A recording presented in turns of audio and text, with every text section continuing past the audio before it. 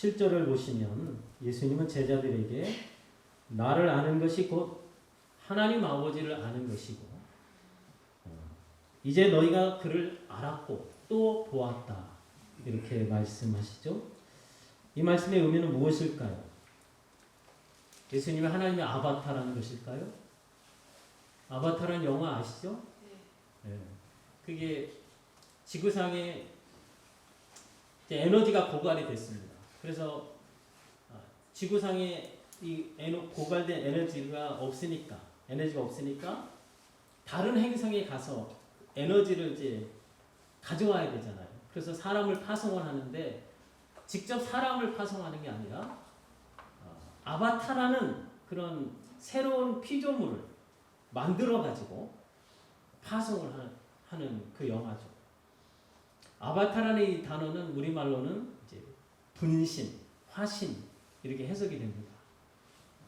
그래서 요즘에 이제 아바타라는 말이 유행을 하는데 이제 가상 세계는 우리 인간이 직접 들어갈 수가 없잖아요. 그래서 가상 세계에서 나를 닮은 사람을 창조해내는 거죠. 그래서 그걸 캐릭터라고 하는데 그 캐릭터는 나의 정체성을 가지고 내가 말하듯이 내가 행동하듯이 그 가상 세계에서 활동을 하게 하는 거죠. 그러면 예수님이 바로 하나님의 아바타일까요? 그게 아니라는 거예요. 여러분 예수님은 참 하나님이십니다. 그분은 신적인 그 영광, 그 영광이 육체 안에 그대로 거하시는 분이셔요. 그래서 예수님의 영광과 그분의 능력은 하나님과 동일한 분이십니다. 그래서 예수님을 아는 것이 곧 하나님 아버지를 아는 것이고 예수님을 보는 것이 바로 하나님을 보는 것이다. 이렇게 예수님은 말씀하고 계십니다. 근데 제자들이 이 말씀을 이해를 못해요. 그래서 오늘 본문 8절과 9절을 함께 읽겠습니다. 빌립이 이르되 주여 아버지를 우리에게 보여주옵소서. 그리하면 족하겠나이다.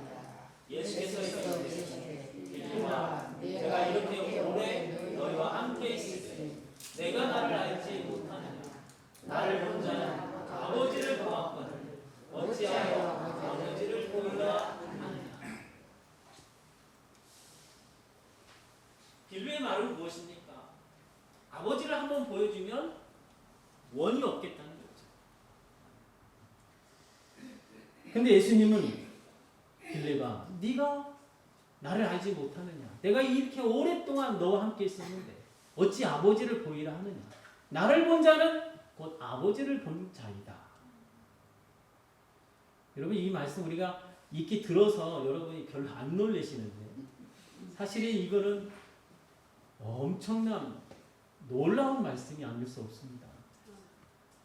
예수님 자신이 아버지를 온전히 보여주시는 분이라는 선언이잖아요. 그래서 이 말씀을 들으면 사실은 놀래 자빠져야 됩니다. 근데 우리는 너무나 잘 알고 있으니까 익히 많이 들어서 별로 표정이 변하지 않으시는데 사실은 이 말씀 여러분 묵상해 보시면 너무나 천지개벽할 말씀이 아닐 수 없습니다. 그래서 빌립이 이 말씀에 대해서 잘 이해를 못하고 믿지 못하니까 아버지께서 내 안에 거하시고 내가 아버지 안에 거하는 것을 믿으라고 이렇게 말씀하시죠. 그래도 못 믿겠거든. 내가 하는 일을 통해서 믿으라는 거죠. 예수님이 하신 일이 무엇입니까? 사람으로서는 할 수 없는 일을 하시잖아요. 죽은 자를 살리시고 문득병자, 각종 병든 자들 다 살리시고 귀신 들린 자는 말씀으로 물리치시고 풍랑이는 바다를 말씀 한마디로 잠잠케 하시잖아요. 이건 결코 사람이 할 수 있는 일이 아니잖아요. 하나님만이 하실 수 있는 그 능력을 나타내고 계신 거예요. 사실 여러분 우리는 하나님은 볼 수가 없습니다. 하나님은 영이시죠. 영이시기 때문에 그 누구도 하나님을 볼 수가 없어요. 또 하나님은 가까이 하지 못할 빛 가운데 거하시고 계신 분이기 때문에 가까이 갈 수도 없어요. 그러나 우리 예수님은 자신을 일컬어 하나님을 온전히 보호해 줄 수 있는 분이라고 말씀해 주고 계십니다. 여러분, 이런 예수님의 말씀은 인간으로서는 결코 해서는 안 될 말이잖아요. 할 수도 없고. 그래서 여러분, 만일 예수님의 말씀이 거짓이라면 기독교는 최악의 사기 종교가 될 수밖에 없습니다. 아니, 여기를 보세요. 뒤를 보세요. 예수님 말씀이 거짓말이라면 정말 기독교는 최악의 사기입니다. 여러분, 기독교가 무엇입니까? 바로 예수 그리스도 교가 기독교잖아요. 예수님의 말씀과 그분의 행하심 위에 서 있는 게 기독교예요. 따라서 기독교는 둘 중에 하나입니다. 최악의 사기이거나 아니면 예수님 말씀하신 대로 유일한 진리이고 유일한 생명이고 유일한 길이며 유일한 구원의 종교라는 것이죠. 이 둘 중에 하나이지 어중간하게 중간은 없습니다. 왜냐하면 예수님의 말씀은 너무나도 분명하기 때문이죠. 그래서 애매하게 중간적인 태도로 예수님을 따를 수가 없다는 거예요. 그래서 기독교를 그저 다른 종교들 중에 하나로 이해를 한다거나 또 기호식품처럼 선택할 수 있는, 얼마든지 다른 종교를 선택하듯이 기독교도 선택할 수 있는 것이다, 이렇게 생각하거나 또 기독교를 믿으면 좋지만 안 믿어도 별로 상관이 없다, 그렇게 생각하시는 분들은 기독교가 뭔지 전혀 모르는 겁니다. 사랑하는 성도 여러분, 예수님이 말씀하신 대로 예수님을 아는 자는 하나님을 아는 것이고 예수님을 본 자는 하나님을 본 자라는 말씀을 믿으시기를 축원합니다. 많은 신자들뿐만 아니라 세상 사람들이 가장 원하는 게 뭐냐면 하나님을 한번 보는 겁니다. 빌립도 그랬잖아요. 하나님 한 번만 보면 만족하겠다는 거죠.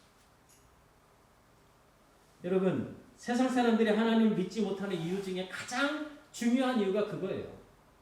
살아계신다고 하는데 한 번만 보여달라는 거죠. 그러면 믿겠다는 거죠. 저도 옛날에 그런 생각을 가졌습니다. 아마 여러분도 그럴 거예요. 근데 여러분, 하나님이 직접 자신을 나타내 주시면 어떻게 될까요? 죽는다 돼. 하나님이 직접 우리에게 자신을 나타내 주시면 필연적으로 우리는 그분을 믿지 않을 수가 없습니다. 다시 말해서 믿음이 강제가 되는 거예요. 직접 나타나신 하나님을 그 누가 거부할 수 있겠습니까? 믿을 수밖에 없다는 거죠. 그렇게 된다면 우리는 자유로운 한 사람으로서 인격적인 신뢰를 하면서 기쁨으로 즐거이 헌신하고 순종하는 이 믿음이 불가능해집니다. 그럴 수밖에 없죠. 믿지 않을 수 없는 이 강제된 상태에서 복종하지 않으면 어떻게 될까요? 심판이 임하게 되겠죠. 그런데 심판이 두려워서 우리는 하나님 앞에 어쩔 수 없이 순종하고 헌신을 할 수밖에 없습니다. 그러면 이것은 무엇입니까? 독재자 아래에서 복종하지 않으면 죽을까봐 두려워서 복종하게 되는 그런 믿음의 생활을 할 수밖에 없는 거죠. 근데 이것은 참 믿음이 될 수가 없다라는 것입니다. 이렇게 된다면 인간은 신의 꼭두가시가 될 수밖에 없어요. 여러분, 이것을 원하는 사람이 있을까요? 한 사람도 없을 것입니다. 이것은 무엇입니까? 우리가 신을 볼 수 없기 때문에 그분을 믿고 순종하는 것, 그것이 소중한 믿음, 진정한 참 믿음이 될 수 있는 겁니다. 보았다면 누구나 다 믿을 수밖에 없잖아요. 하지만 보여주지 않았을지라도 내가 인격적으로 하나님을 신뢰하면서 그분이 말씀하신 것을 어떤 손해가 나도 어떤 방해가 있어도 그분 말씀에 기꺼이 순종하는 그 믿음, 그것이 참 믿음이 될 수 있다는 것입니다. 그래서 예수님은 뭐라고 하십니까? 보지 못하고 믿는 자는 복되도다. 이렇게 말씀하시는 거예요. 여러분, 우리가 이런 것을 기도해야 돼요. 주님께서 말씀하시면 어떤 증거가 안 보인다 할지라도 어떤 기적 같은 신비한 일이 안 일어난다 할지라도 그대로 말씀대로 믿어지는 그런 믿음. 여러분, 이것이 가장 복된 믿음이고 우리가 기도해야 할 제목이 되는 줄로 믿습니다. 아멘. 이런 순수한 마음, 겸손한 마음, 가난한 마음, 이런 마음을 구하시는 여러분 되셔서 성경의 말씀이 그대로 믿어지는 참 믿음의 사람들 되시기를 주님의 이름으로 축복합니다. 아멘. 13절로 14절 읽겠습니다. 시작. 너희가 내 이름으로 무엇을 구하든지 내가 행하리니 이는 아버지로 하여 아들로 말미암아 영광을 받으시게 하여 함이라. 내 이름으로 무엇이든지 내게 구하니 내가 행하리라. 자, 제자들이 예수님의 이름으로 무엇을 구하든지 예수님께서 행하신다고 말씀하십니다. 자, 그러면 우리가 무엇인지 원하는 대로 구한다면 하나님이 다 이루어주신다는 말씀일까요? 그건 말은 맞아요. 틀린 건 아닙니다. 근데 조건이 하나 있죠. 어떤 조건입니까? 이는 아버지로 하여금 아들로 말미암아 영광을 받으시게 하여 함이라. 이것이 조건입니다. 그러니까 우리가 무엇이든지 원하는 대로 구할 수는 있어요. 근데 그 구하는 기도 내용이 아들로 하여금 아버지께 영광을 돌리는 것이어야 한다는 이 조건이 충족이 되어야 한다는 것입니다. 만약 이 조건이 충족이 안 되면 그러면 우리가 어떻게 되냐면 우리가 요구하잖아요. 무엇이든 요구하고 그럼 하나님 다 들어주시면 누가 주인이 될까요? 내가 주인이 되는 거예요. 하나님은 어떤 그러면 시종으로 전락해버립니다. 인간이 다 그렇지 않습니까? 그래서 독재자는 항상 부패하게 되어 있어요. 절대 독재자는 절대로 부패하게 되어 있습니다. 그래서 기독교의 기도는 반드시 이 조건, 하나님 아버지께 영광을 돌리게 하는 이 조건이 충족이 되는 기도를 해야 한다는 거예요.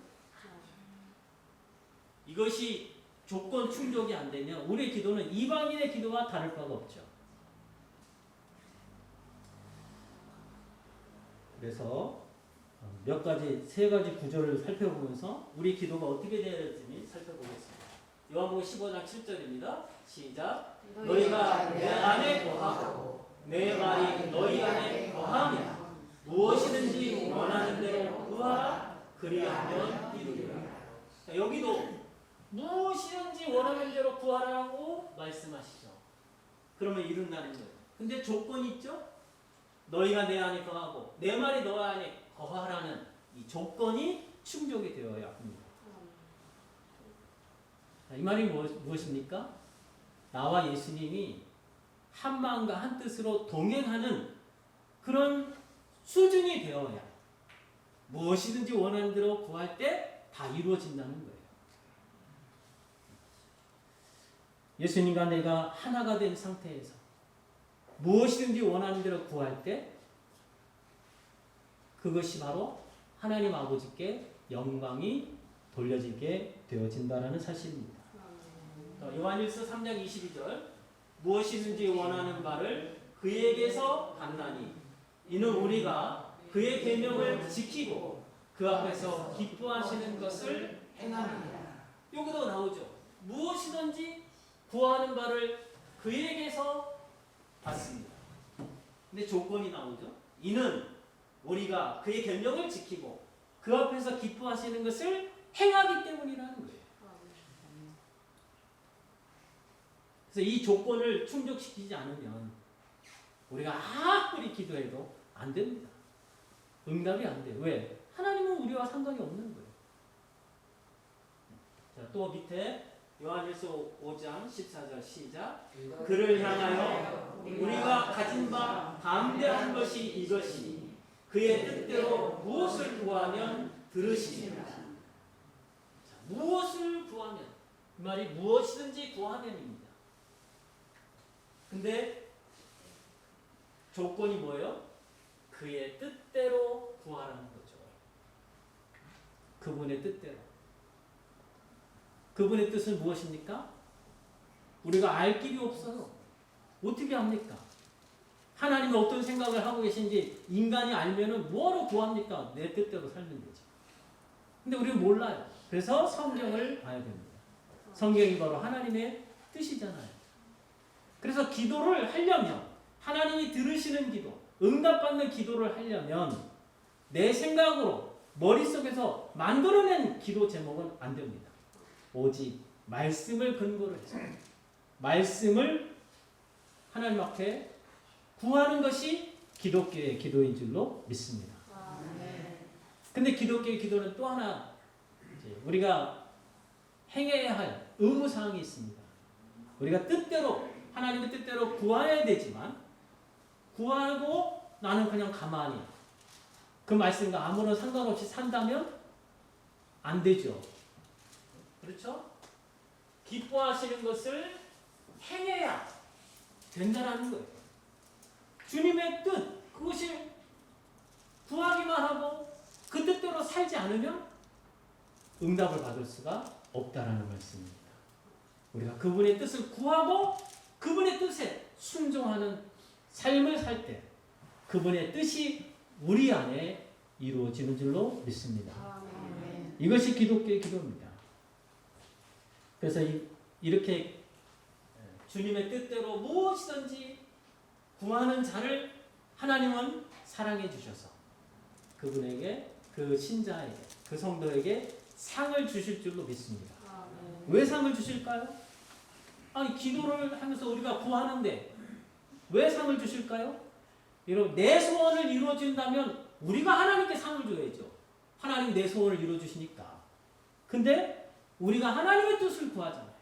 그러면서 하나님의 뜻에 우리가 순종해내니까 하나님이 기특하게 여기시고 사랑하셔서 우리에게 상을 주실 줄로 믿습니다. 여러분, 기도는 사실 아무나 하는 게 아니에요. 기도는 하나님의 자녀이기 때문에 할 수 있는 자녀의 특권입니다. 그렇죠? 지나가는 사람은 저한테 아무거나 구할 수가 없어요. 왜? 아무 상관이 없잖아요. 근데 우리 아들은 서울에 가 있지만 필요하면 나한테 구합니다. 왜? 내 아들이니까. 아들만이 구할 수 있는 거예요. 자녀의 특권입니다. 근데 아들이 저한테 총을 구한다고 생각해 보세요. 제가 부모로서 들어줄 수 있겠습니까? 안 되죠. 절대 그럴 수 없습니다. 아들이, 자녀가 구하는 대로 다 준다면 그거는 자녀를 사랑하는 게 아니죠. 망치는 겁니다. 참된 부모라면 자녀가 구하는 대로 줄 수가 없어요. 아버지의 뜻대로 구하는 자녀라면 그 뜻대로 다 주죠. 아낌없이 다 줄 겁니다. 그렇지 않겠습니까? 왜? 기쁘니까. 부모로서 야, 우리 아들이 부모의 뜻을, 내 뜻을 잘 알고 그 뜻대로 살고자 이렇게 노력하네? 힘쓰네? 구하네? 그러면 부모로서 얼마나 기쁩니까? 내가 안 쓰고라도 주죠. 그게 부모의 마음 아닙니까? 우리 하나님도 마찬가지입니다. 하나님의 뜻대로 구하는 자, 그래서 그 뜻에 순종하고자 애쓰는 자, 그 사람에게 하나님은 그 뜻을 이룰 수 있도록 도와주시고 그분의 능력으로 함께 해주시고, 그래서 하나님의 능력이 그 순종하는 자를 통해서 이 세상에 유통이 되는 줄로 믿습니다. 그래서 기도라고 해서 다 같은 기도가 아니에요. 미숙한 기도가 있고 성숙한 기도가 있습니다. 미숙한 기도는 뭘까요? 여러분, 미숙하다는 것은 어린아이 특징이죠. 어린아이는 미숙하잖아요. 그래서 어린아이는 부모에게 무엇을 구합니까? 자기 입맛에 맞는 것만 구하죠. 단 것만 구하죠. 자기만 위해서, 자기 행복을 위해서, 자기 만족을 위해서만 구하죠. 근데 그대로 다 들어주는 부모가 없습니다. 그래서 우리는 성숙한 기도를 해야 돼요. 성숙한 기도란 무엇입니까? 성숙한 자녀의 기도가 아버지의 뜻을 헤아리고, 하나님이 아버지가 이런 것을 기뻐하시는구나 하고 그 뜻을 구하는 거예요. 아버지 그 뜻대로 제가 순종하겠습니다. 그래서 어떻게 해요? 아버지의 뜻을 나를 통해서 이루는 거예요. 그것이 성숙한 자녀의 기도인 줄로 믿습니다. 예수님께서 이 기도의 모습을 친히 보여주셨죠. 제자들 앞에 예수님은 늘 기도하는 모습을 보여주셨습니다.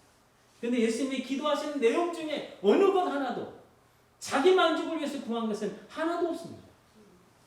전적으로 아버지의 뜻을 구하고 기도하셨습니다. 예수님은 자신을 비우셨고 철저하게 아버지의 뜻에 순종하고자 자신을 내어드리는 기도를 하심으로써 아버지께 영광을 돌리셨습니다.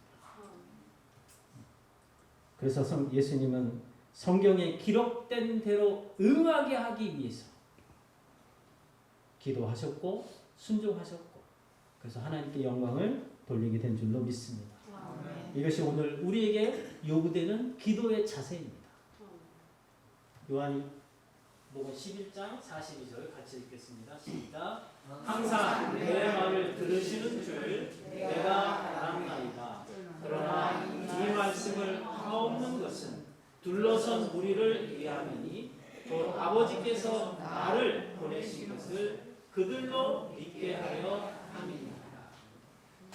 항상 내 말을 들으시는 줄을 예수님이 알았다고 말씀하십니다. 항상. 그러니까 예수님은 항상 아버지의 뜻대로 구했다는 거죠. 그래서 예수님은 아버지의 뜻을 다 이루셨고 마침내 하나님께 영광 돌리셨고 또 그분의 영광에 들어가게 되신 줄로 믿습니다. 이것이 성숙한 기도입니다. 바라기는 여러분 모두가 성숙한 기도를 통해서 예수님께서 뭐라 그러셔요? 내 이름으로 무엇이든지 구하면 다 이루리라 약속해 주셨잖아요. 그래서 하나님 아버지께 영광을 돌리신 것처럼 여러분도 이런 성숙한 기도를 통해서 하나님 아버지께 영광 돌리시는 성숙한 또 복된 인생들 되시기를 주님의 이름으로 축복합니다. 아멘. 은혜와 진리로 충만하신 영광의 하나님 아버지,